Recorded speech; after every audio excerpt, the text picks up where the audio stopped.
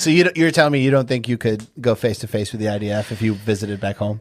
One time when I was a kid, my mom and I, we were leaving Palestine or whatever, and there was a long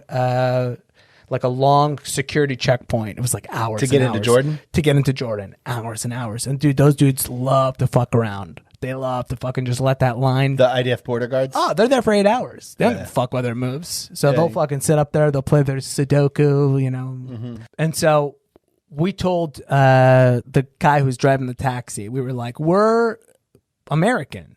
Like, we have American passports. And the guy was like, dude, you should get out and go tell them that you have an American passport. They'll fucking let us ride right through. They love Americans. They'll let us ride right through. So we go out, we get out. It's a long line. Israeli IDF is probably like maybe 50 yards away.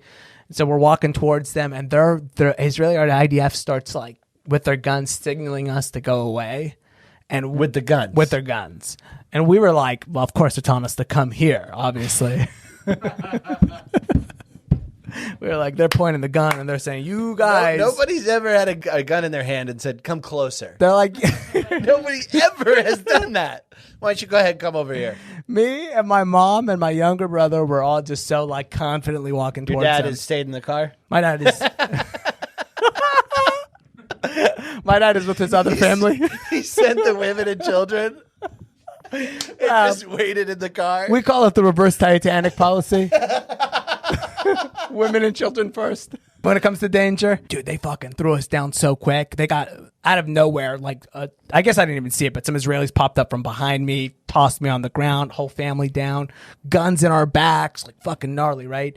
And the guy who ultimately comes up to like flip us over, we tell him like, oh, we're Americans, and we're just like, we're about to miss our flight or whatever. And he immediately goes, oh, you guys are Americans? Like, hey, what's up, man? I'm Daniel. Like, sorry about that. Like, and it was so fucking like, it was so fucking chilling, dude, to just be like, how old are you? Dude, I'm American. I'm from New York.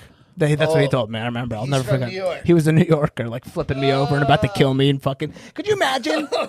You imagine flying right now to Tel Aviv with a gun and being like, I'm going to shoot some people who are from there. Like, anyways, whatever.